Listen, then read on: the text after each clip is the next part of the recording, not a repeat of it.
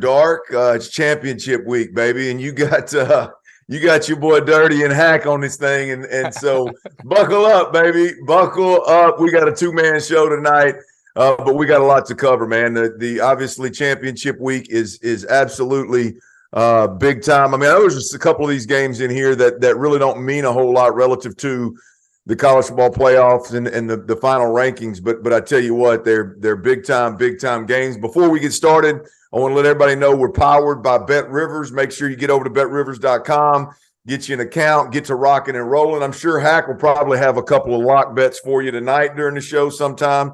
If not, producer Duggan, when we get him on here, he damn sure will think he's got you a lot. Yeah, we leave that shit. That's right.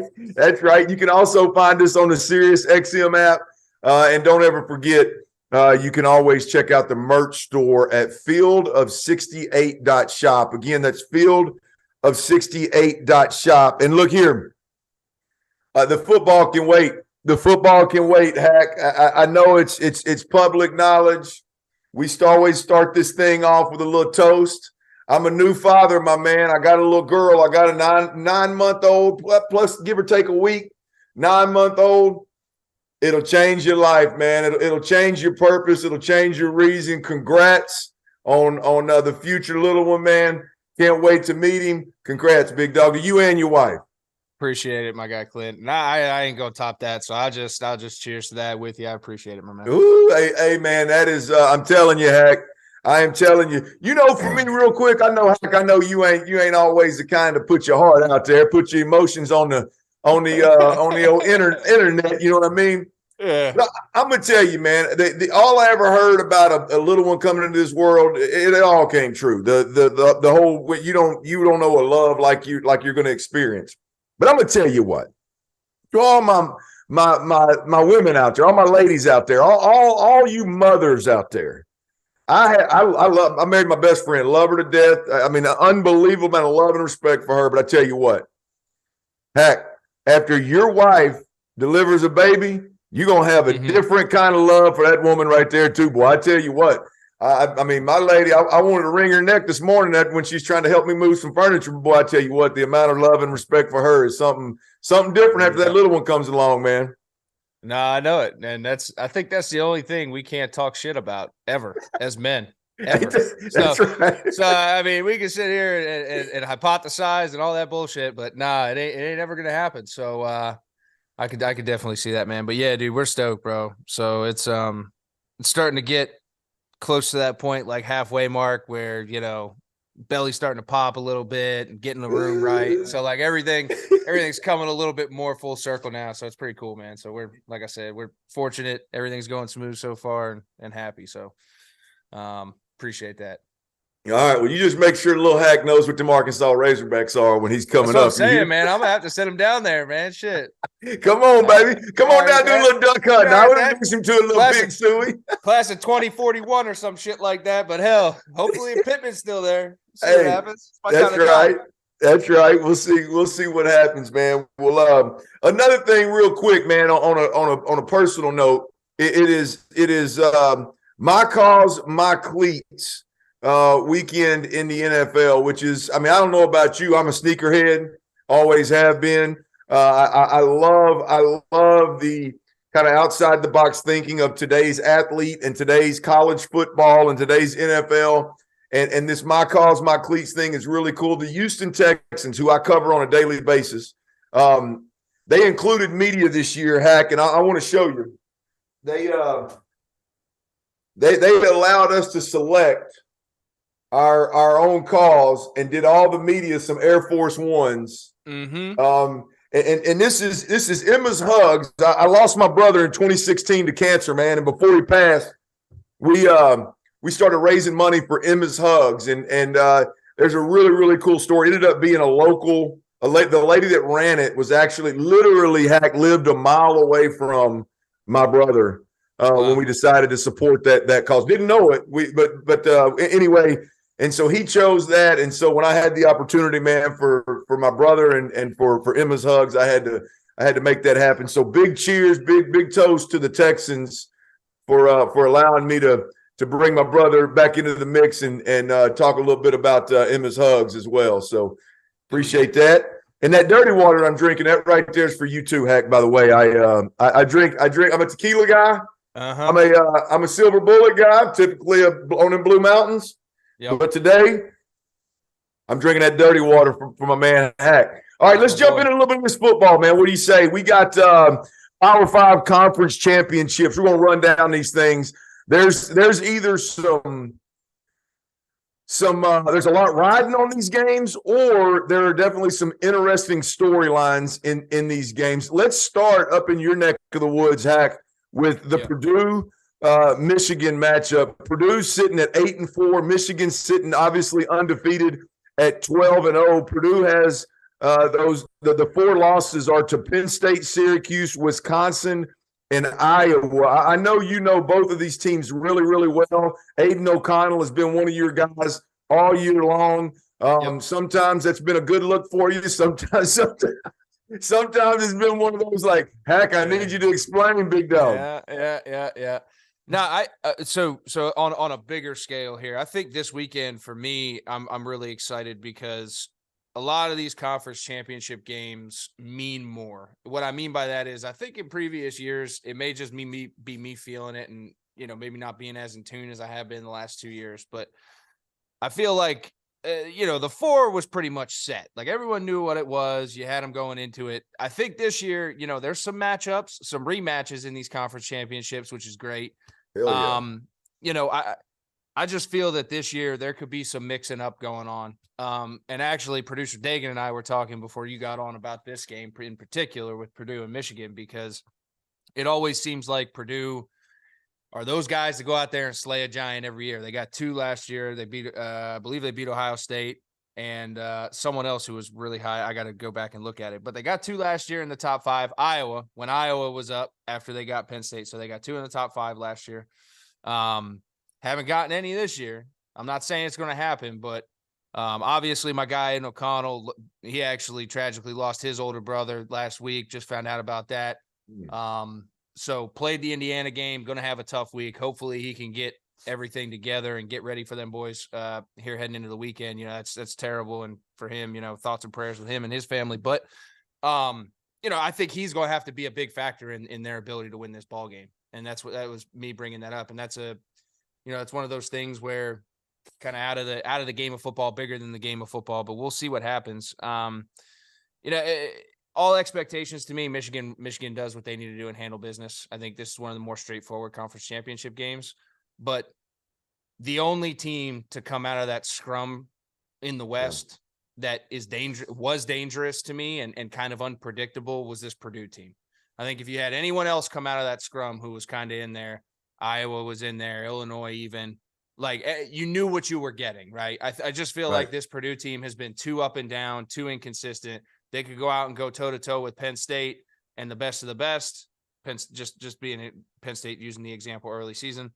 But then they could also come out there and fuck around and get beat by Iowa, who couldn't move a damn football 3 inches if you tried. So at that point in time in the season. So they're just really unpredictable, man. And it's usually a tough opponent coming into a conference championship game with a lot of expectations. Hack, this is one of those games, and the championship games are this way for me. I think you and I've worked together enough at this point where, man, we can sit both of these teams, even 8-4 Purdue, and you just did a great job of. There's a lot of good to be discussed, and you definitely get into Michigan. There's a lot of good to be discussed, but everybody in the damn country is discussing that shit. You know what I mean? It's like what when I look at these games, like with Purdue, I'm with you. It's got to be a slay the giant type of situation. It's got to be a Aiden O'Connell and his family situation. That's something that dudes could play for beyond the game, right? Right. But when I look at that Iowa game, the Iowa loss, you mentioned it.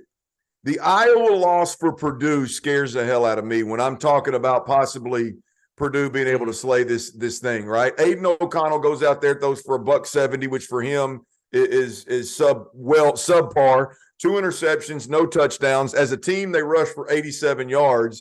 And if you look at Iowa, I'm not so much worried about the point that Iowa scored 24 points. I'm more dialed in on the fact that Purdue was only able to put up 3 on that defense. right? And I don't know the ins and outs of that particular game of exactly how it all went down, why it happened. But as I look at that, Iowa's defense is absolutely legit, right?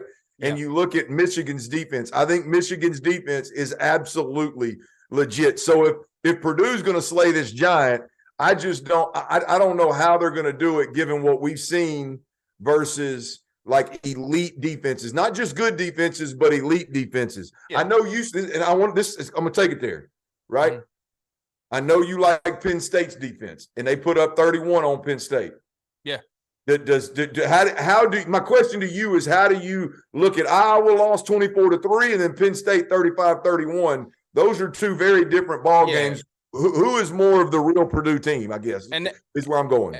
And that's the hard thing, man. Like, I don't fucking know, because they've shown glimpses of both throughout the year, and it just hasn't been consistent enough on either side of the spectrum. And it's a program where even last year, when they did beat Ohio State and Iowa, when they were top 5 teams, like, no one was expecting it, and they didn't come out and like necessarily. I mean, they threw a couple monkey wrenches in the whole operation, but it wasn't like they were just like, blocking punts and, returning this and pick six. Like, they came out and beat them, like straight up beat them. So for the most part, there was a little trickery in there, but so, I mean, I think that this team's will come in with some gadgets, with some junk, with some momentum things. I think it's a program, like I said, that's been there, done that in terms of beating teams, but they've never done it on this stage with these type of expectations, with people actually talking about it. Right. So I think that that's an element of it where, Michigan knows what they're heading into. I think they all had a feeling of uncertainty about this Purdue team. I think anybody watching the Big Ten consistently could sit there and say, to your point, they'd come out here and hang 42 on you, or they'd come out here and lay an egg. Like you just don't know what it is. Right. So to answer your question, man, because I have a really hard time, and I don't know about you, but I have a really hard time like comparing like wins, losses, this and that, because I feel like in college football, there's too many damn variables, man. You got kids, you got break up with your damn girlfriend. There's just so much shit that goes into it. For teams to be consistent week in, week out is really tough. I mean, what do you think about that statement? To me, like, that's just one thing that's really hard to do. I think it matters. Here's what matters to me is, and you and I feel like have two different perspectives, as much as two quarterbacks can have different perspectives. Like, I feel like I played for more of a Purdue-like team, where I think you played for more of a Ohio State, Alabama type team, where you had y'all, whether it was your year or just in general, like y'all had a little different, I think, perspective of the game than maybe we did. So I feel like for Purdue, it's you're inconsistent because you ain't good enough to be consistent. You don't have the dudes to be consistent every damn week in, week out when you're playing uphill, right? The way that Purdue has to do. The question is, can Purdue get up for one ball game against Michigan? Now, here's where I want to go real quick, though, Hack. I've done some digging in this Michigan game. I fully expected Ohio State to win that ball game, for the record. I fully expected Ohio State to not just win it, but I expect them to dominate that ball game, and for this script to be flipped completely than where I'm fixing to go with it. So Michigan wins this ball game. They win it convincingly. They skull drag Ohio State. If you watch the ball game outside of the first 10 minutes, I'm not real sure that it's. I'm not real sure. Outside of 5 plays. Outside of 5 plays, it wasn't a complete ass whooping the way the scoreboard reflected and the way people thought it was.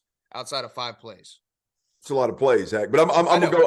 I agree. That's where I'm going. I'm glad you brought it up, because that's exactly where I'm going. Like, my concern with Michigan is that we're blowing Michigan completely out of proportion. Because you look at that ball game, J.J. McCarthy had a 69-yard touchdown, a 75-yard touchdown, and a 45-yard touchdown. Edwards had a 75-yard run and an 85-yard run. In that ball game, right? In that ball game, they had 2 sustained drives. Yeah. The first drive, that was a field goal, right? That was 10 plays, 44 yards, and a field goal. And then whatever that was, where J.J. McCarthy ended up outrunning his offensive lineman to the damn end zone and scoring a touchdown. They went 15 plays, 81 yards, and chewed up damn near 8 minutes. That was it. That was, I think, to start the third or fourth quarter. It chewed up a ton of damn clock. Yeah, I think it straddled the third and fourth quarter. Yeah. But my point is exactly what you were fixing to make.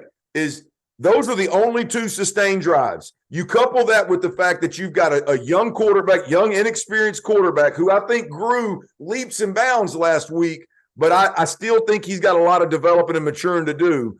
This may be a Michigan team that we're blowing a little bit out of proportion in terms of all of a sudden maybe they jump Georgia, maybe they don't. If you really look beyond the box score, those 5 big plays, man, they were big and they won that ball game. But does it really mean that Michigan's ready to go 4 quarters blow for blow with a team in a championship or in the college football playoffs? Yeah, man. And it's hard because I don't want to like take the credit away from Michigan for making those plays. Right. And that's where I got to toe the line of like bias within the conference. And like, it's just hard, man. But like, to me, Ohio State did their job again, outside of 5 plays. And even if they did their job for 2, maybe 3 of them, I think we're still talking about a completely different outcome in that football game. However, again, not taking anything away from Michigan. They made the plays. They did it. They won it, right? It completely in control of the conference. I just think, to your point, they're not quite there yet in terms of turning the corner. I think they got the right pieces in place. The pieces aren't polished enough yet. And they're going to have to grow up really fast to compete with the Georgias. And even, really, let's just say Georgia, because they kicked their ass last year on national television in the first round, right? So let's just say Georgia, right? To compete with Georgia and take that next step in beating powers outside of the Big Ten Conference consistently, that's where they need to go. And it's going to start here, handling your business, being mature enough to handle your business in the Big Ten championship game, which should be a walkthrough, and then prepare for the first round. That's where my eyes are with this Michigan team. Yeah, heck, I'm with you on the big plays. However, I looked at that like I'm watching Ohio State's ass got tight with about 8 minutes left in that third quarter. That was very un-Ohio State-like. Oh, 100%. And if we're going to make the conversation about Ohio State, like, here's the thing, man. To me, the dominance factor that happened last year, the physical dominance factor that happened last year was out the window. I don't think you can make that argument. They didn't sack CJ Stroud until like they were in the 2-minute drill in the fourth quarter.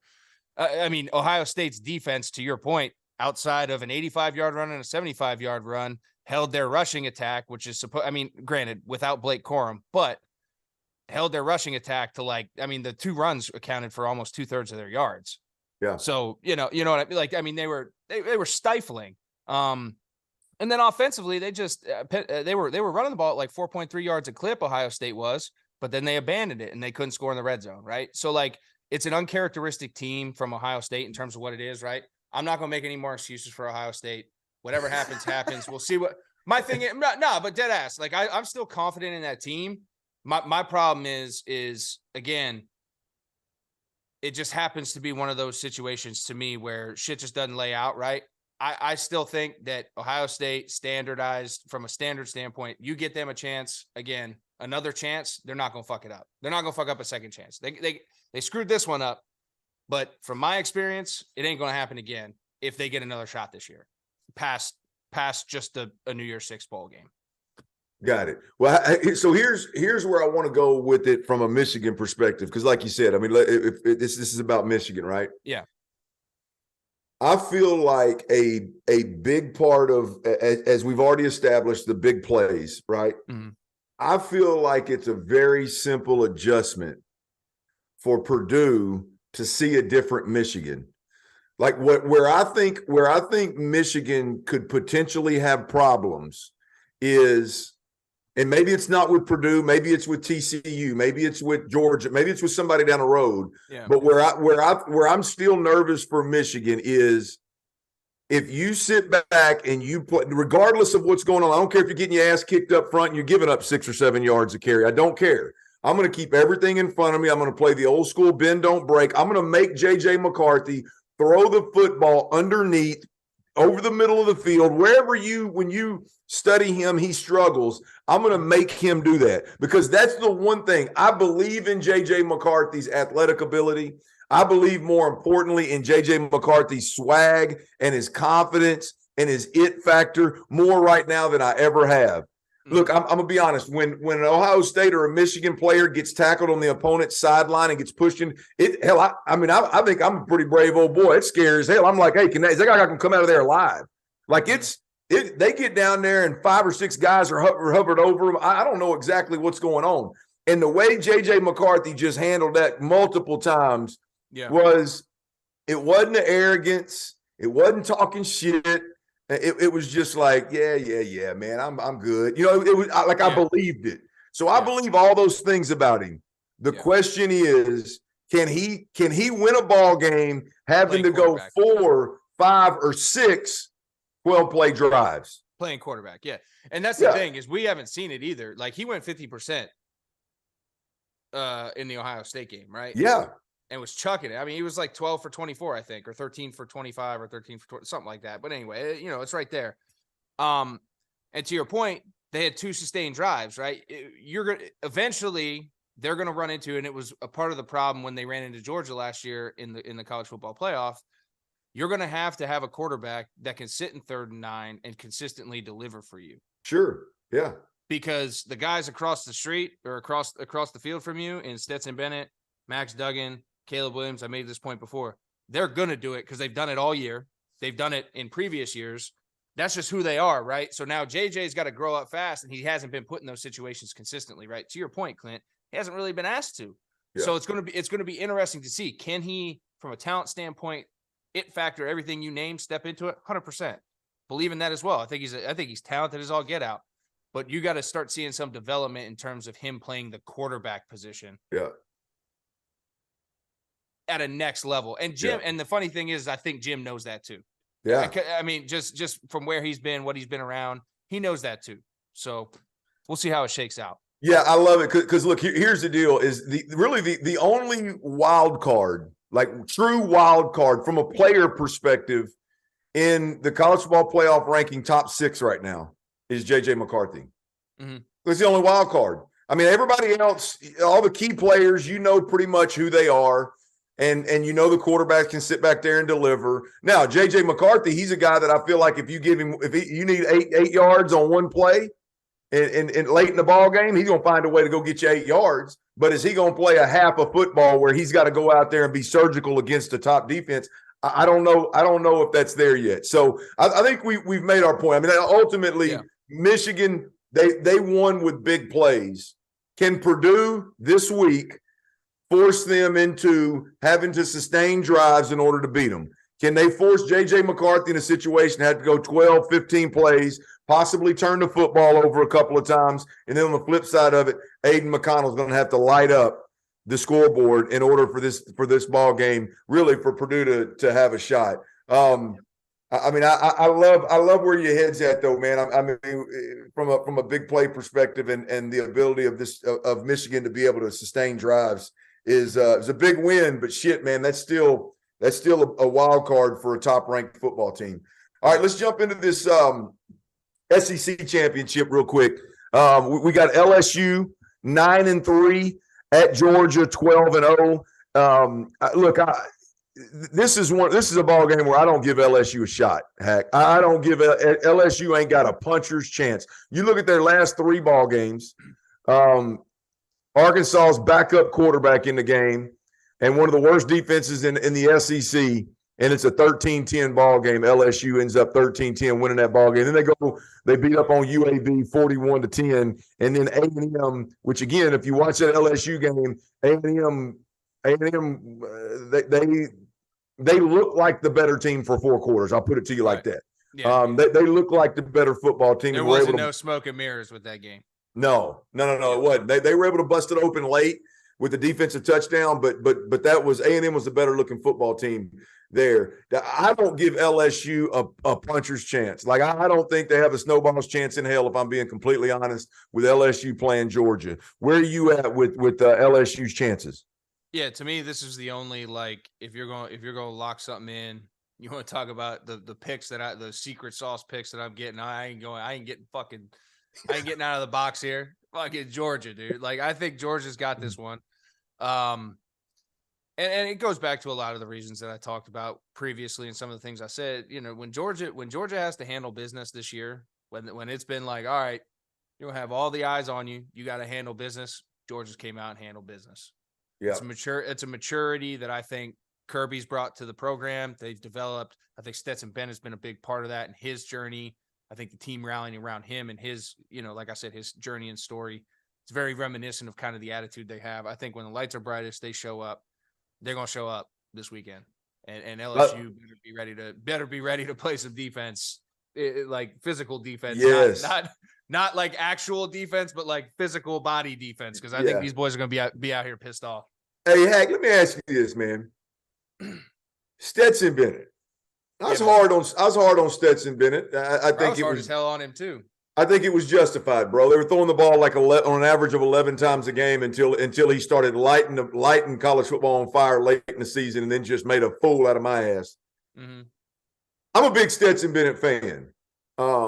At this point, I mean, I've always been a fan, but aside of kind of what all went down last year, I got a feeling that me and you's in the same boat on this one. When I saw Stetson Bennett on Good Morning America, it looked like he had just put his last little rattler of dirty water down and went on Good Morning America and was talking that shit. I fell in love with Stetson Bennett, man. Right then and there, I was like, caffeine and nicotine, boy, got him right.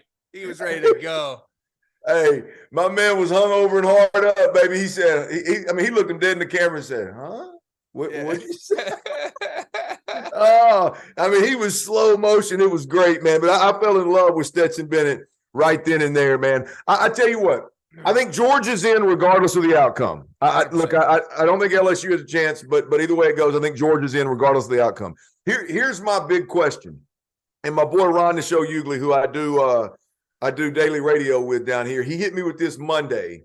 And I was like, man, get the hell out of here. You done lost your mind.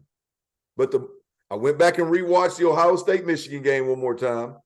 And I like what I saw from JJ a little bit more than I did the first time. And I got to thinking about this. The question I got about the SEC championship is, how impressive does Georgia have to be to keep the number one spot? If Michigan beats Ohio State and then turns around and just skull drags Purdue in a Big Ten championship, can Michigan overtake Georgia for the number one ranked team in America? I don't think so, man. I mean, I think when you look at Georgia's resume throughout this year, and again, I hate doing that, but I think that's really the only thing that you can use in this type of argument here. That's the only historical data you can leverage in this conversation. They beat the college football playoff ranked number one team in the country when they were the number two ranked team in the country in Tennessee. That win alone, I think, is massive. I know you're talking about a 2-3 matchup with Michigan. But I mean, Georgia to me they've survived. They've done it in a good fashion. Yeah, they got a couple wrestling matches, but they pulled away. I don't think if Georgia wins by 7 points or more, I don't even think it's a conversation. Now, if you're talking like a tussle, maybe you could throw it out there if it's a 1-2 point game. But I think if Georgia does what they're supposed to do, which I think is going to win more than a touchdown, I don't even think it comes up, or it should. I tell you, I said the same thing on Monday, and my partner threw out his pushback. And I mean, you look at Michigan beating Ohio State. You look at where Penn State's ranked right now. Yeah. You look at kind of how the SEC the SEC, especially the East, with Florida and Kentucky falling off, that hurts. Georgia's resume, that what I think is typically builds an SEC resume, that middle of the pack. That middle of the pack, those wins are typically better than everybody else's. And this year, that just ain't the case with those teams falling off. And so it is closer than you think. I agree with you. I think it's Georgia. I don't know that we see it even be a discussion point. But if Georgia plays LSU, a 3-loss football team, tighter than they should, and Michigan and J.J. McCarthy look impressive and blow the doors off of Purdue, that's going to end up being a big tell of who is the number one seed and who's the number one seed in America come college football playoff time. We'll see. I think that's the biggest question for me coming out of the SEC championship. Not a whole lot of Georgia is in either way it goes. LSU doesn't have a chance to get in, even if they do beat Georgia with 3 losses. They screwed that up last week. So, all right, let's jump into this this Big 12 championship, man. I'm excited about this one because obviously this is one of the 2 Power 5 championships that a winner, you know, the ranked team TCU, if they beat Kansas State, they are in the big dance, and that there's no ifs, ands, or buts about it. But you got K-State with 3 losses. They lost to Tulane early in the year, 17-10. They lost to TCU earlier in the season, 38-28, and they lost to the University of Texas, 34-27. And then obviously TCU is 12-0. The interesting thing, because I know a lot of people point directly back to the TCU Kansas State game that happened previously. Mm-hmm. Correct me if I'm wrong, but that's the game when Martinez, their starting quarterback, went down, correct? Correct. I think they may have been even – I think even the second string guy might have got banged up or something too, but I know they were down at least one quarterback. Well, this is the game where Will Howard came in, and my point is not to let Will Howard or Kansas State off the hook. They lost by 10 points. It is what it is. But this is the football game that a quarterback has to go in and play with 0 preparation. Yeah, right. And he played TCU to a 10-point ball game. I think that's pretty damn impressive. And as I look at a rematch, that matters to me. Like now the guy's he's got games under his belt, really good games under his belt, and he's obviously going to prepare for TCU this time that they play him. I think that's a factor in this rematch. My biggest thing has always been it's hard to beat a team twice, and I've said that over and over again. It was why I went into the national championship game last year riding with the Georgia Bulldogs. I just think it's really hard to do it, especially at the college level. You know, in the same season. To me, I think that's a very, very key point that you just made, Clint, and one that everyone should pay a lot of attention to. You know, because I think even Adrian might be kind of halfway good. Whoever's playing at quarterback, they're going to be prepared and they're going to be ready for it because they have the experience now. And then on the flip side of that, I think this TCU team, although they've won kind of in similar fashions consistently, with the exception of really this Iowa State game where they just blew them out the water, you know, they like to make shit interesting, man. And that's what scares me is it's just I feel like this could be a wrestling match and a kind of a ground and pound type of game. You know, and if they fuck around and let these guys hang around, man, I think K-State's got a shot here. And this is why I love this matchup. And the next one we're going to talk about are really intriguing to me because I think that the ramifications of this for TCU, the ramifications of a loss for TCU are massive. Like, I don't think TCU even they drop out. They're done. And that's crazy. Really? They're a 1-loss football team. I think they're done. Yeah. So you think it's that cut and dry? You think a 1-loss TCU champion? 1-loss TCU's out. Even though they lost in a championship, and you think I'm assuming you think Ohio State's in. Ohio State or Alabama. The only reason I make this statement is because I think you can. When I say this, I think you'll nod your head a little bit, and I'm not going to take full credit for this. My cohort Joshua Perry brought this up, and I think it's a great point. Hey, bro, it's about the money, dude. You go back and look at the last 5 weeks, the most watched teams, top 2 or 3 has been Alabama or Ohio State for the past 5, 6, 7 weeks. When it comes down to it, viewership for these games is going to be big. It's a business. If TCU fucks around and gives them an excuse to get them up out of there and replace it with somebody who's going to get a ton more money from media eyes on it and buy-in, it's going to happen. That's just the reality of it in my eyes. That's the business of it that people tend to not think about. Do I think it's fair? Absolutely not. But it's going to be a factor. And I think if you say it's not, you know, cool, we'll see what happens. You know what I mean? And that's why I think this is a must win for TCU if they want to make it. Yeah, look, I love you for saying that because I'm on that wagon all day long, brother. I think it's about the money, and I think that's the brand on the logo on the side of that helmet matters, man. And I think it's taken into account big time. Now, I do think that TCU can afford to lose a ball game and still be in the college football playoffs. I would hope that they would still put TCU in, but I don't disagree with your point at all.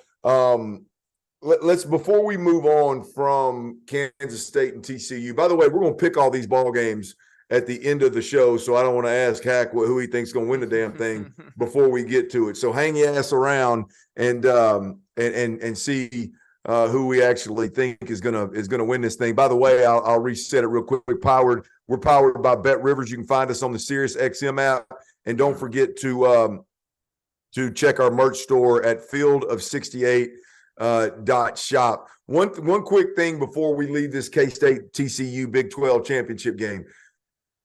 On the Heisman front, Max Duggan, you think he gets the invite? How you feel about it? Bro, that dude's been balling, man, 100%. And this year, really, to me, the Heisman hasn't.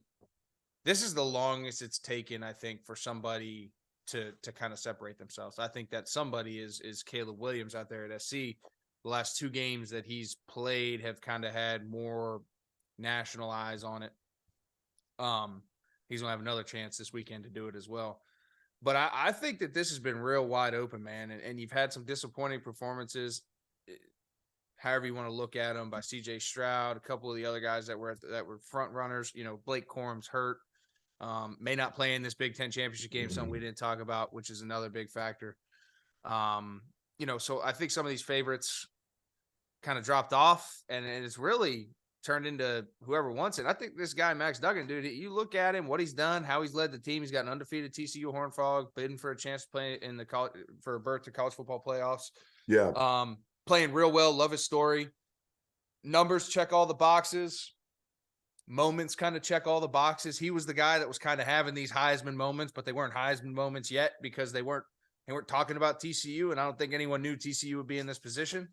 So, he's shown it all year, and without a doubt, you better get that guy to New York. I think he should at least get an invite. We're talking over 3,000 yards, 29 touchdowns, 3 interceptions, 66% completion. He's rushed for 300 yards and 5 touchdowns. And I tell you, those numbers aren't real gaudy when you start looking at some of these other guys we're going to discuss. But I do think there's something there about nobody had TCU being a college ball playoff, even fringe team, before the season started. That's a university that, when was the last time when Patterson had them boys in the conversation? Was that, what year was that? It was Andy Dalton. 2016, wasn't it? 2016? No, dude, shit, that was older. Maybe they had a conversation in 2016, but 2014 when they run the Rose Bowl with Andy Dalton, man. Dude, that's it was the year they got. It was the year they got left out. But anyway, my point is my point is this. Dagan, help us out, man. Shit, throwing down Raft over here, man. Give me a second. It was whatever year Ohio State won the national title with Ezekiel Elliott. It was that year because they got in instead of TCU when TCU was running wrecking shop. But anyway, my point is that was 14. Yeah, there you go. So my point is this kid took over a program that had no business and isn't a program that's typically in this position. Preseason, they had no business being there. New head coach. And there's clearly an intangible, he is the rock dynamic to him and Max Duggan in terms of kind of who's driving the ship, and he's got TCU in a championship ball game undefeated. I think he at the very least deserves an invite. Now, like you said, it took some of the other guys spitting a bit here down the stretch, but I do think he deserves an invite. All right, let's bump into this Pac-12 football game, Pac-12 championship. Utah is sitting at 9-3 versus USC sitting at 11-1. Can USC afford to lose this ball game and still be in the college ball playoffs with 2 losses? Here's the thing is I don't think so. And the only reason I say this is because when you leave your own destiny up to other people's interpretations, you're doing yourself a disservice. And I think both USC and TCU at this point in time, if they just go out and win the damn game, they shut everyone the hell up and it's done. The conversation's over. There's no conversation to be had. So that should be the focus. And that's how I would approach it. And that's why I say that, no, they can't afford to lose this. Because I think if USC trips up and they're a 2-loss team, and then TCU trips up and they're a 1-loss team, and then you factor in all the other bullshit that I mentioned, like you got Alabama and Ohio State knocking on the door who've won national championships in recent fucking memory, right? Like they ain't going to just be like, feel good story. Yeah, USC, Lincoln, good job, man. 2 losses, get up in there at 4. No, like they're going to replace you with 2 programs who've done it, right? And who are going to get eyes on it. And it's for a ton of, like I said, there's a lot of other reasons to go into it, in my opinion, as well. So it's like, for me, both these teams should be in must-win mode, because at the end of the day, that needs to be their mindset for the next three game weeks is must-win. So this is the beginning of it, and I think they need to start shifting their mindset right now. Yeah, look, I don't think there's any way that USC gets in having 2 losses to the same team. I think there's an outside. There was an outside shot at one point this year where a 2-loss football team could get in. Hell, there's still an outside shot with Alabama sitting out there.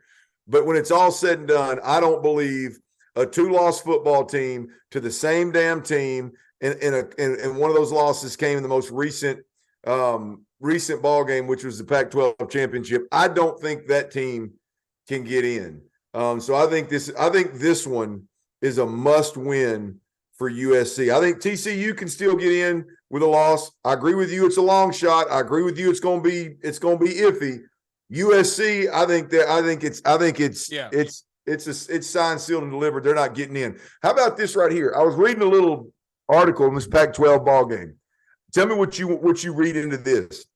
It was an ESPN article, and in the very first paragraph, Hack, it says this guy's quoted, right? It's George Kliavkoff. I'm assuming I'm saying that right. I'm not the sharpest tool in the shed, but I think that's right. Pac-12 commissioner, right? In quotes, bro. And this is, by the way, this is the first paragraph of a review of the championship game. In quotes. I think it's incredibly important that one of our teams make the playoff. If you're Utah, I mean, look, he then quickly said, "I'm not pulling for either team in this game." Like he quickly put his, that was the next quote. But I thought, damn, if I'm Utah, I feel some kind of way that the commissioner's going out there and going, "Hey man, it'd be a really good idea for anybody involved to make sure that USC gets in this son of a bitch." Yeah. And I'm going to be honest with you, though, on the flip side of that, if I'm Utah, I'm sitting there like, man, fuck them. USC ran for the money with the Big Ten. Fuck them. Let's show them who's got this. USC and UCLA said I'm going to the Big Ten. Hell yeah, let's start this raid right now. We may not go to the playoffs, but this is our shit. That's what I'm doing. I love it. Yeah, I was reading that and I thought, damn, that's ballsy right there. But hey, look here. George Kliavkoff, I guess you can say whatever the hell you want to say, my man. Hey, we got another Heisman Trophy candidate in this game as well with USC quarterback Caleb Williams. My question for you is basically, does he have the Heisman locked up at this point in time? I'll shoot some numbers at you real quick, Hack. 3,700 plus yards passing, 34 touchdowns, 3 interceptions. Again, 66% completion, which I always throw completion percentage in there, Hack, because I don't think people realize how difficult it is to complete 66 to 70% of your balls over a 12-game span. Holy shit, are you kidding me? Dude, I mean, these dudes are throwing the ball at a crazy clip, man. But anyway, that was his passing, and then rushing 350 yards and 10 touchdowns rushing. This dude's got over 4,000 yards responsible for, over 44 touchdowns that he's been responsible for. And if you watch the damn games, I think there's 3 guys in America right now, and I may 4. There's 4. I'm sorry, I just thought another off the top of my head, and I may be selling a couple short. But I think there's 4 guys in America right now, quarterbacks, that when you watch the game, they're never out of it. I think it's Michael Penix Jr., the kid in Washington, is the one I just added, by the way.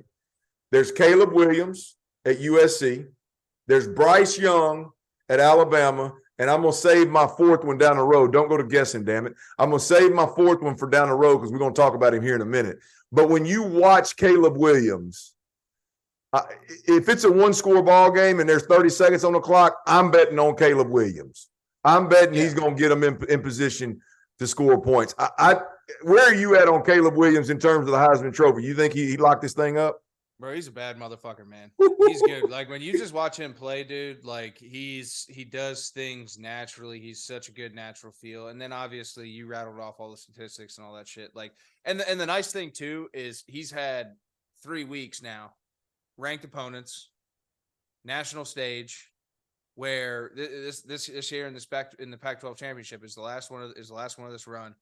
It's going to be perfect for him in terms of, like, just the stars aligning for being able to run away with it. Because he's always been this out there all year, but I just don't think that all eyes have been on him on a consistent basis because he's on the West Coast, and you're talking about, 2/3 of the country over here, like, asleep by the time they kick off their primetime games. So, being able to get all eyes on him and really show what he's been doing, I think has brought it up. And it's natural, man. The conversation starts going, the coverage. Oh yeah, this guy's going to win the Heisman. And then it's viral as shit. That's how we live in right now. But he's backed it up with the way he's played. And I think he'd be a great representation of the trophy and of that award for college football this season. I can't think of another person who at this point in time is more worthy than him.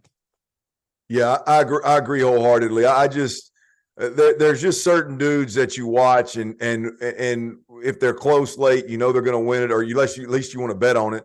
They're guys that you watch and you go, man, if I pull this guy out of this lineup, this team is significantly less than they are right now. I mean, they're nowhere near the team they are. That's the other damn thing, man. I mean, dude, they brought him in from Oklahoma, dude, last year. Like, he came in and took over an entire locker room with another 25 transfers that came in there, right? Like, this dude came in and just, like, owned a team, took it. And that's the intangible side that I don't think a lot of people look at when it comes to the Heisman. But, like, when you look at the entire picture of what he's doing, where he's doing it at, and the circumstances in which it's occurring. Yeah. Like, fuck, man. Like, that's hard to do. You know how, like, you go from one locker room to another, man, just to assimilate a little bit's kind of hard at times. Because people don't understand unless you've been in those, man. That's a tight group, and they don't usually open up doors real quick, and especially at that position. For him to come in and take ownership right away, and dudes to trust him and play the way he played, and have guys, to your point, because I think a lot of that, like, quarterback always in it, right? I've said this, and I still stand on this. The quarterback position is the most dependent position in sports, and I think there's a little bit of that magic when everybody in that huddle looks at that dude and says, yeah, we can get this done. It elevates their game in those crunch time moments as well. And I don't think it's something that you think about or see cognitively. You just think it's the guy that's doing it right. But I can speak to this, like, looking at a guy who can make a play. Like, I'm sitting there going, when it's crunch time, that's who I'm going to, right? And I'm going to do everything in my power not to fuck his opportunity up. Yeah. I think he's done a damn good job of doing that, man. And, like, that's just my outside, like, not trying to be the normal wave look at Caleb Williams. But when you look at the entire picture with this man, it's been damn impressive. That's good shit, man. I mean, I've never looked at it that way, but I know where you're coming from a perspective of a guy that it validates the success that the team's having overnight, because the team's not having an enormous amount of success strictly because Caleb Williams is a generational talent. They're having an enormous amount of success immediately because he has an intangible to go along with those physical gifts that may be even more impressive, if we're being honest, than the physical gifts themselves. Another thing about Caleb Williams, Hack, that I think we can, from a former quarterback perspective, can lean a little bit into. I've seen a lot lately of the Caleb Williams that's the play where he's running around in the damn pocket and ends up running and sliding to stay in bounds, so the clock keeps running and all that. And everybody says, this is the Heisman moment, right? And this is one of his Heisman moments, however you want to couch it. And I don't disagree. It's an unbelievable play. He looks like a men amongst boys, right? I don't know what that feels like. I never have had that feeling ever in my life, but it's impressive to watch. But I watch Caleb Williams, and what makes me football horny, quarterback horny, if I'm being honest, is the play where he slides up in the pocket and he slides back in the pocket, and then he slides back up in the pocket. You can tell he's dialed in downfield. Mm-hmm. And then, like, right before he crosses the line of scrimmage, he backs up and he dumps the ball without ever resetting his feet. It's all arm. He dumps the ball 5 yards downfield to the sideline to his running back, and his running back goes in for a touchdown. It's another one of the highlights they keep playing. That's the one. That's the play to me where I go, that dude's different. Yeah. That dude, he and Bryce Young are the two dudes right now where you like that play right there. That's not normal. I feel like I was born to throw a football. I'm pretty technically, mechanically sound and pretty gifted. I just like, that's not normal. Like that ain't normal on Sundays, Hack. That shit ain't normal on Sundays, bro. But that's the crazy thing, though, man, is when you look at the best doing it on Sundays, and this is a conversation you and I are probably going to continue to have after I say this. But the position's changed, like the frame of like yourself and me, like big honking dudes dropping back 7-step hitch, throw shit on timing. You know, we're like the game's changed. Defenses are getting too athletic. They can do too many different fucking things. They can disrupt timing too easily. Like, you need to be able to make plays like that, right? And it's more of a point guard. Like, the quarterback position has become more of a point guard than it has become of a dynamic or like power player. Like, you're just spitting shit and distributing, right? And then if you have that extra arm talent or that extra big play ability on top of it, great. But you know, the guys that can really fall into that concept of timing is out the window. I can see a little, but see a lot within the field, have a good natural feel for where their checkdowns are and where the soft spots are, with a good understanding of zone defense, and then be able to just at any point in time be ready to spit the ball, whether their feet and body and everything's aligned or not.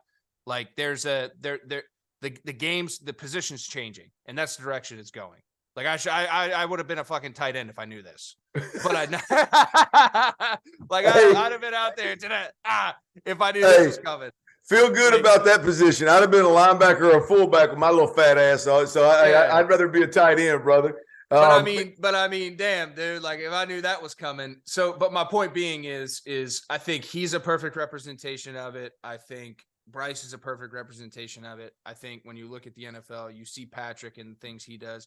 Even guys like Justin Herbert, Josh Allen, you're seeing the evolution of the position in terms of people being able to do things off schedule, off timing, make plays, but then also do on timing when they need to. But it's becoming a lesser percentage of the game. It's good. It's now about creating, facilitating. Yep. And I think Caleb Williams is a perfect example of that. We got to move on, but Heck, I love the analogy of point guard, because I agree wholeheartedly with you. The position's changing. But my only pushback is, yes, it's changing, but there's only a handful that can do it a certain way. You know what I mean? But that's what everyone wants, right? Oh yeah, everybody's looking for that. But when we look at what's going on in the NFL, you mentioned Pat Mahomes, Josh Allen, and Justin Herbert. I mean, off the cuff, I may be missing one. I do think Lamar Jackson's like arm talent relative to what I'm talking about is way underrated. Like, he's special in that category. But like, there's just very few dudes that can do what Bryce and Caleb do, even at the league. Like, Dak can't do it, right? I mean, Dak can play the position, but the shit I'm talking about, Dak can't do it. I mean, you look. I mean, I think one of the old heads that like Brady damn sure can't do it. One of the old Mac Jones can't do it. One of the old heads that can do it, but his arm's about to fall off, is Matt Stafford out in L.A. He could do it if he wanted to. But you look around the league and it's like, yeah, that's the way it's going. They need guys to be able to do that. But the truth of the matter is, when I'm talking about doing it instinctually and doing it effortlessly and doing it like in your sleep, man. Caleb Williams and right now, the two dudes that I feel like are special, like to a whole nother level are Yeah. Caleb Williams and Bryce Young.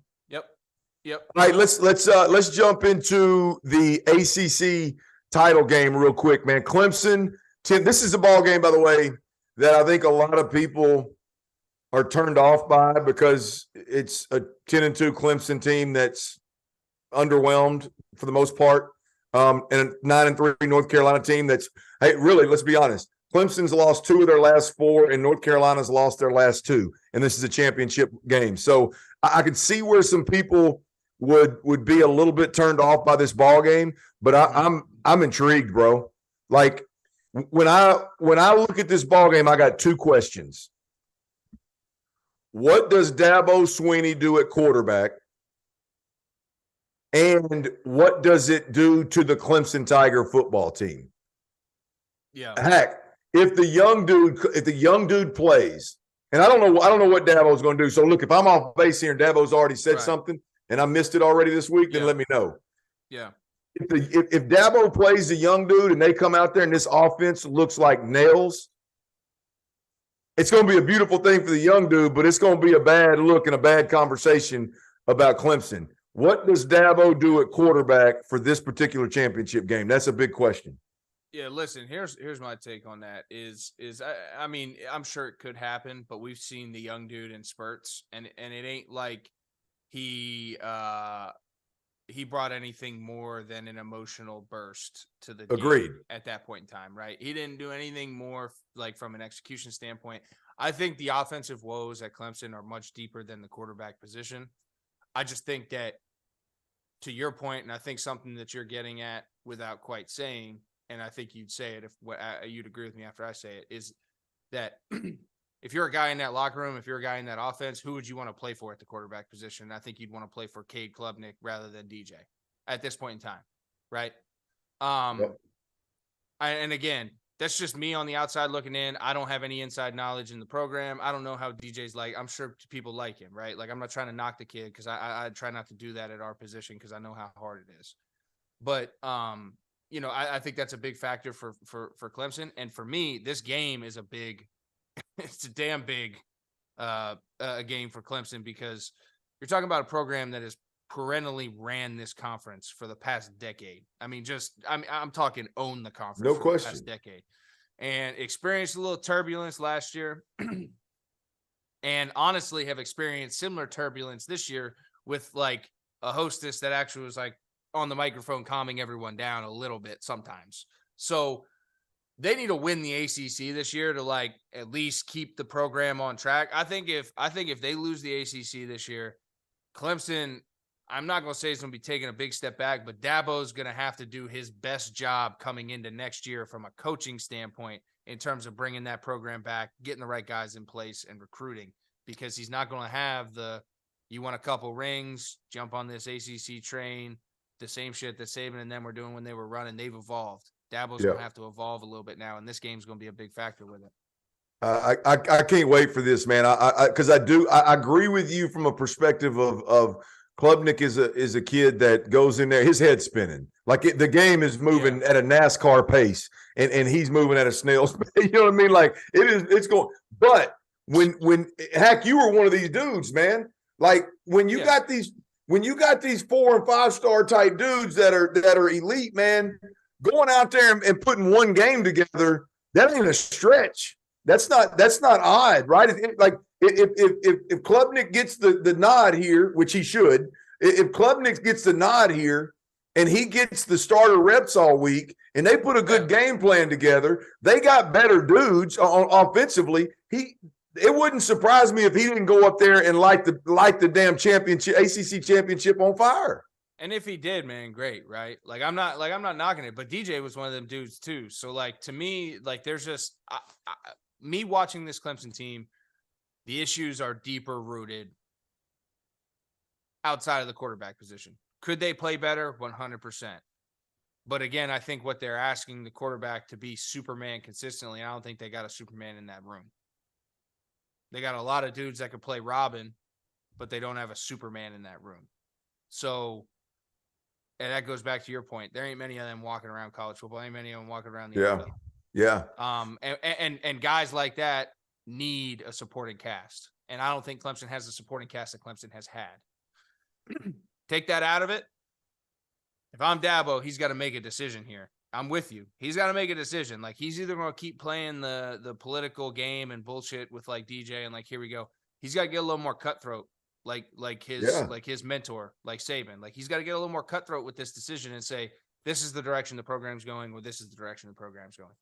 Because to me, they are at a crossroads right now. It may not seem like that for people inside the Clemson program, but to me, outside looking in, like, they're at a crossroads because these teams are getting better around the conference, and their ability to get better fast is extremely escalated with the transfer portal and all this other bullshit that's going on. So I mean, I think Cade Klubnik should be the guy in Clemson moving forward. I don't. There's no reason to keep hanging on DJ at this point in time, in my opinion. I think even if it's just a guy that everybody else raises their level a notch because he's in there. Hey, I think that. I think that's worth it. And then you just live with having to bring a kid along, just like Jim Harbaugh is doing at Michigan, and just like you know what, the guy across the damn field, Mac Brown at North Carolina, is having to do it with Drake May. That's where I want to go. Drake May was my fourth guy here, Hack. And I'm not he's a baller too, man. Come on, Chief. I'm not putting him in the category with Bryce and Caleb. I'm not doing that. I'm not at all. But when you watch this football team play, again, I've watched more North Carolina football than I care to admit this year. When you watch North Carolina play, they've always got a chance for one reason. Yeah. And that's because Drake May's at quarterback. Check these numbers real quick. Trigger. Come on, Doug. Damn sure ain't the defense. No.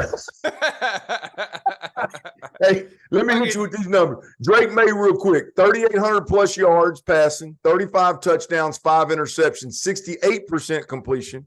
And I ain't done yet. 630 yards rushing, 6 touchdowns rushing.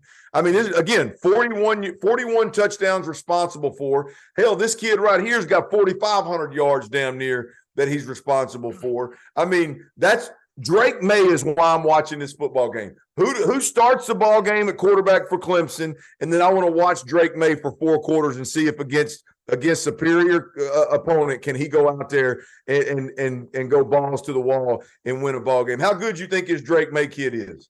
He's really good, and I think he's going to be. You make a great point. He's going to be the factor because to me. Like I said, this North Carolina team has Gene Chizik up there sweating bullets every fucking time they go out in the field. So from a defensive standpoint, so they need to Clemson is going to have an easier path to success on offense. And I think Clemson's defense is a little bit scarier than a lot of the teams that North Carolina's used to playing, right? Scarier, at least on surface value, right? They could present some issues from a pressure standpoint that makes the quarterback position hard to play. Drake's going to have to play well. If they can score points, they're in it. Got a damn good chance to win it. If they have a hard time scoring points like they did last week and the week before that, and that defense can't stop a damn nosebleed, and Will Shipley gets going, and Clemson controls the time of possession, I think Clemson does what they need to do and handle business, right? So I think it's going to be a team effort, but if you give Drake May enough opportunities and let the kid go spin, he's going to spin. And he's going to play well. I think we get a shootout in that ball game, and I'm telling you, it would be cool as hell to watch Klubnik versus May in that ball game. And I know Klubnik maybe has no business being on the field. Klubnik versus May. Come on, baby, let's get it cranking. Clint Stoerner train, he's going right through. Let's get it popping, baby. Hey, real quick, I'm gonna bust through these games, Dagan. Real quick, Ohio State. Sitting at home, Ohio State and Alabama. I'm going to tell you this real quick because we got to buzz through them. Ohio State needs USC to lose a ball game. I think Ohio State, in order to get in, I think they're in, no question about it. If USC loses, I think it's questionable if TCU loses. I don't think Alabama has a puncher's chance to get in this ball game. I don't think that they get in over a one-loss TCU or a one-loss Ohio State at this point in time. Although I do disagree with anybody and everybody that doesn't take into account the way that Alabama lost.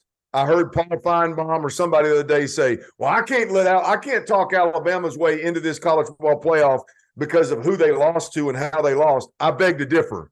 If we got to look at Ohio State losing by 3 touchdowns, and we got to take into consideration that Alabama lost by a combined 4 points to 2 teams that are in the top 15 right now. Absolutely, it matters. I don't think Alabama can get in. I think it's a lost cause and a wasted conversation. But Ohio State needs a USC loss, and I think they're in at that point in time. All right, boys, let's pick a few ball games real quick. What do you say? Let's pick a few ball games. We're gonna go. Let's go, Hack, Dagan.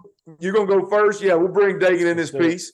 We're gonna go. Hack's gonna go first, and I'm gonna go, and then we'll let Dagan jump in.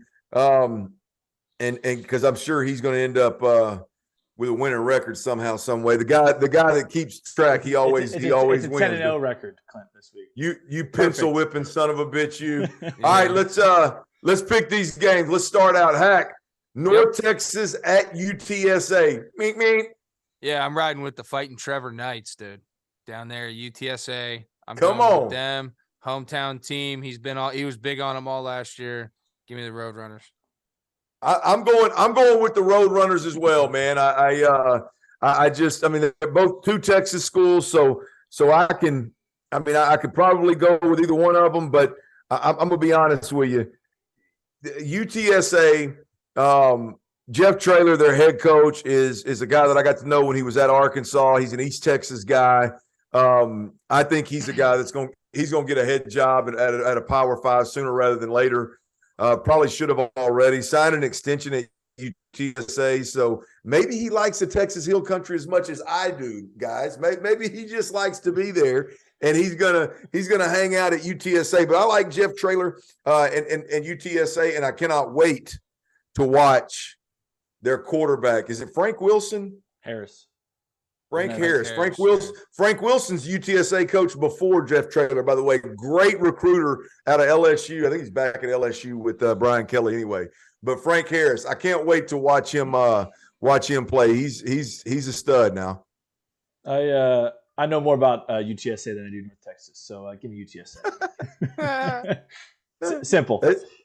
That's easy. All right, let's go. Hack Toledo versus Ohio.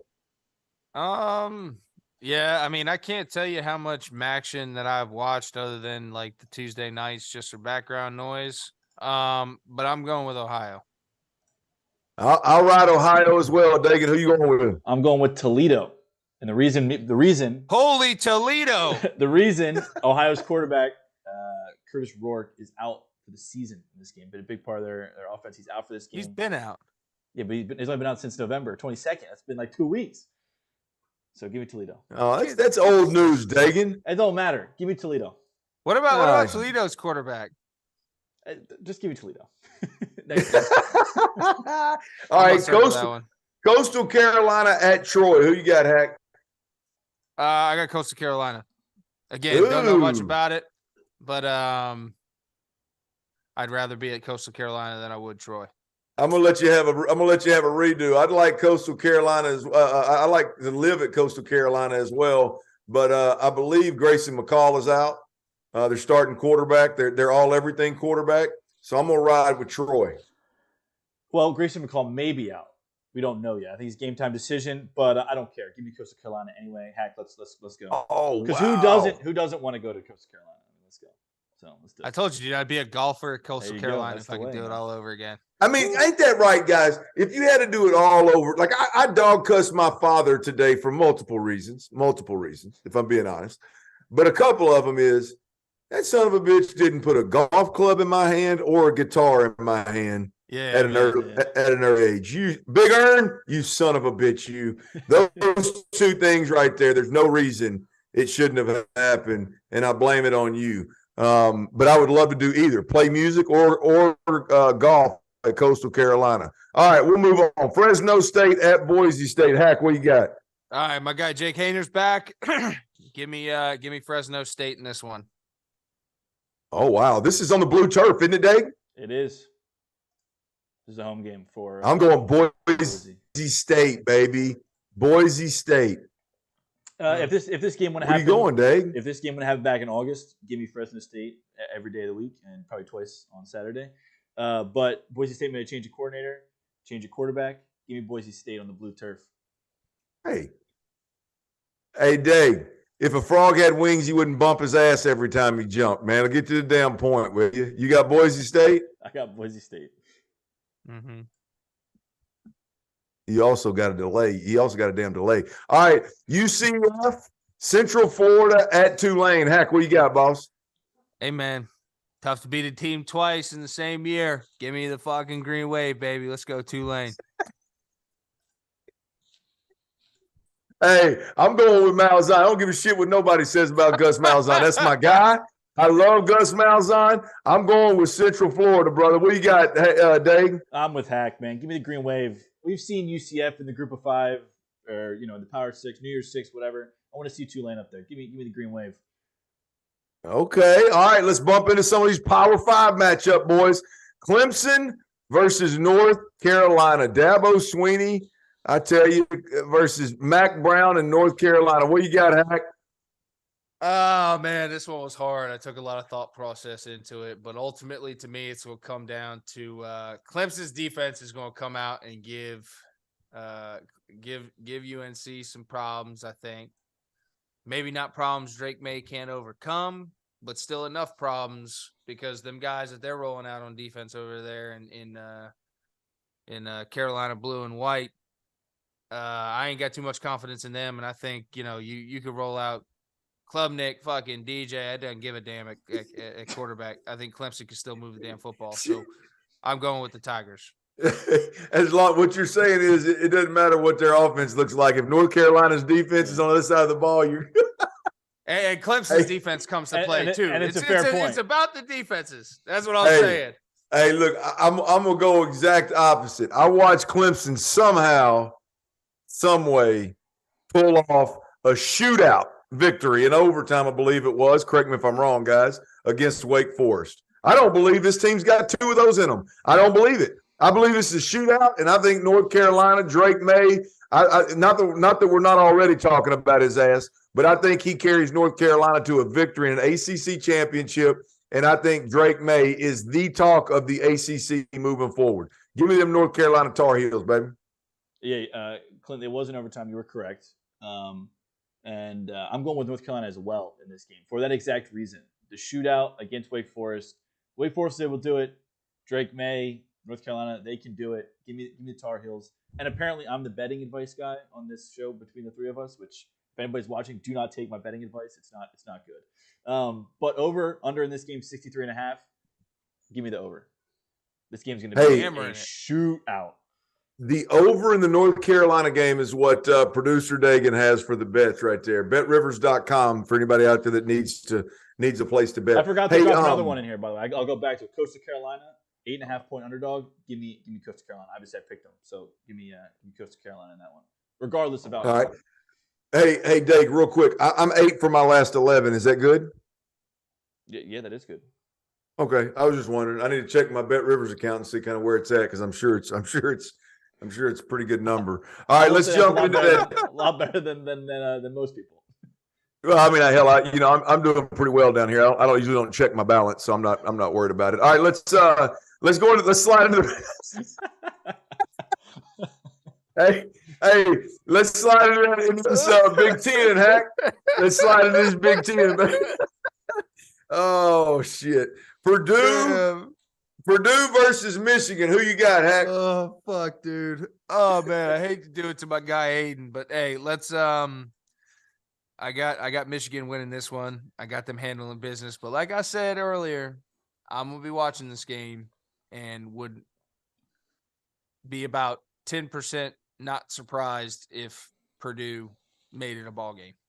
But I'm going with Michigan. I got a question, and I should know this, Dagan, but I apologize. I'm working off of a different deal here. The line in this ball game is what? Michigan -17. This game's going to be closer than that, Chief. This game's going to be closer than that because of what Hack and I I felt pretty good about my Michigan take, about the big plays, and there wasn't many sustained drives, and you got a young quarterback that hasn't proven he can do that.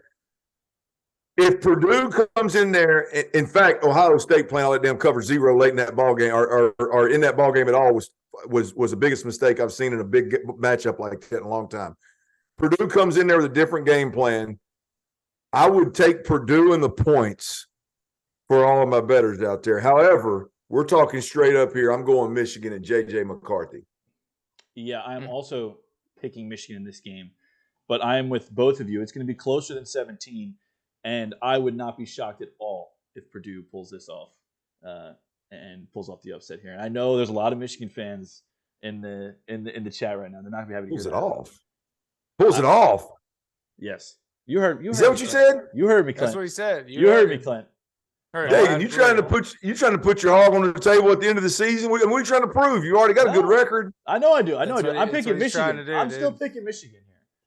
But I'm saying I wouldn't be shocked if Purdue. Because he was too much of a bitch to pick Purdue. That's what it is. I'm not. I mean, I am. You're right. I am. I know I am right. But right. Hack and I did talk about it pregame. I wouldn't be shocked at all if Purdue pulls this off. I'd be shocked as hell. But all right, SEC championship, LSU versus Georgia. Who that coming down the track? I'm going with Georgia, man. I heard that damn chant so many times in Indianapolis last year. It's stained into my brain. I can't stop now. Here we go. Let's go Bulldogs. Yeah, look, what's the line in this one, Dag? 17.5. Ah. 7. Hey, look here, bro. You could give me 28. You give. I'll give. I'm sorry. Let me rephrase that. Sorry, I've had a little. Little Eagle Rare, boy. Hey, Hack. Is that worth the damn cheap? Yeah, that's pretty good. I got a little bit of Angels envy too. I've had a little Eagle. Oh, I'm going to give me a little bit of that. Hey, so here's the deal. 28 points. I'll give you 28 points, and I'll take Georgia. So straight up, I'm damn sure taking Georgia.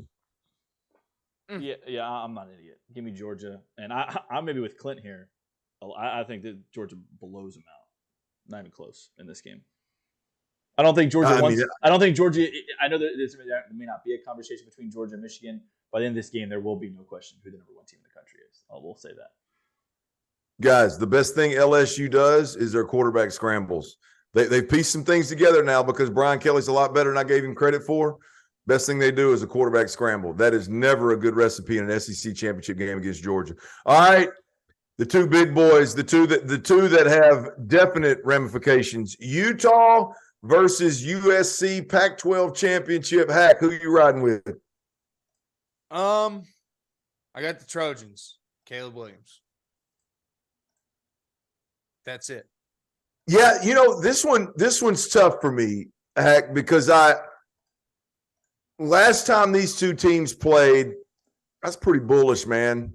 I felt really good about no chance in hell that Utah could win a shootout versus USC. And I'll be damned if I didn't watch that game and it became a shootout and Utah, they emptied the clip, Chief, and won an impressive ball game. This is hard for me, but I'm gonna ride USC. I think USC wins this ball game, gets in the college football playoffs, and tops Utah. But it's tough for me to bet. It's tough for me to bet this one. I'd take USC though. What do you got, Dag? Well, the line is USC minus 2.5. In case you're that's a little bitty number. I'm going with USC as well because Hack, it is tough to beat a team twice. And wait, hold on. And Utah shouldn't have beat USC the first time. It took a couple 2-point conversions, going for it on 4th downs a couple times.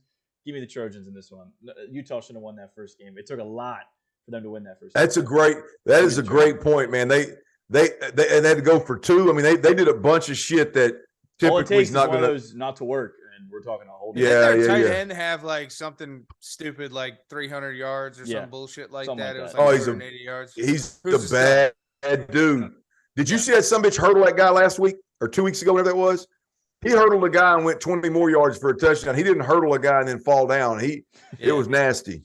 Yeah. All right, so we all got USC in that ball game. All right, Big 12 championship, K-State versus TCU. Hack, who you got? Man, you got Cinderella. You got them boys down at K-State that, to me, have always kind of been like the outcast, the bad boys of the Big 12 down there. And, you know, good for a little rumbling, bumbling, stumbling. I'm personally going with the K-State Wildcats because it's hard to beat a team twice in the same year. Oh, you two, shit. You two are killing me.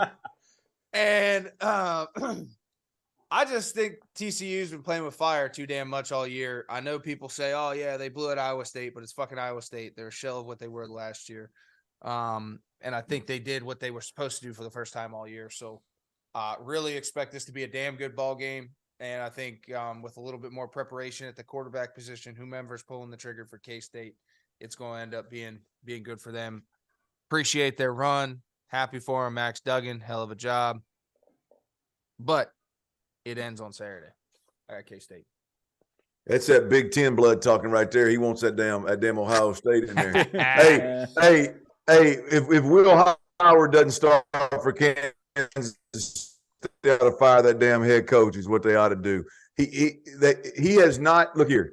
He has played unbelievable, and he hadn't lost a game, first of all, that he prepared to play in. Martinez got back in, I believe, in that Texas game that they lost along the way. Will Howard has absolutely balled out, along with Deuce Vaughn. That they're a much more difficult team to beat with Will Howard playing right now. I mean, what we've seen as of late, in my opinion. Now, with that said, I'm going to take my man Sonny Dykes and TCU Horned Frogs, baby. Come on, man. TCU's got to run the table. We got to get that new blood in that college football playoff. I like TCU in this ball game. Dagan, who you got? Well, Clint Hack said it best. It's hard to beat a team twice. But that only applies to the Pac-12. Give me TCU. Get TCU in the college football playoff. Sonny Dykes, let's do it. I'm riding the Horned Frogs. I've been the guy all year that's been like, they have to lose eventually. You know what? Maybe they're just good. Let's go with the Horned Frogs in this one. I am so excited about this week. It's unbelievable. Championship weekend. I'm stoked, man. Hey, I tell you what, next time y'all want to bring all that damn coach speak with that hard to beat a team twice, just get Whitfield back on here so I can hear all, so we can all have a little coach speak party, will you? Well, it wasn't my plan coming into it, but then Hack kind of, you off of me a little bit with that. Gosh, damn, you two. What are we doing? We had a long conversation before the show when so y'all know damn good and well ain't what happened during the regular season ain't got shit to do with these damn championship games that are rematches. Hack, you're the king of that. Oh, I ain't got nothing to do. What happened during the season ain't got nothing. Now all of a sudden hard to beat a team twice. You son of a bitch, you. All right, now, hey, I appreciate everybody out there joining us. I wish we could go another hour, but I don't think that my wife is in there with a 9-month-old baby and Hack's wife's upstairs with old bun in the oven. We better get on to tending the business here. So appreciate everybody for joining us. Field of 12 After Dark. Make sure you stay plugged in. Again, we're powered by Bet Rivers. You can find us on the Sirius XM app. And always, always, always check out our Field of 68 shop, our merch store at Field of 68 shop. There's a really cool shirt on there that has cussing and discussing on the front of it. I don't know who came up with that, but it is a really, really cool shirt that I wish everybody out there would go check out. Until next time, we appreciate you.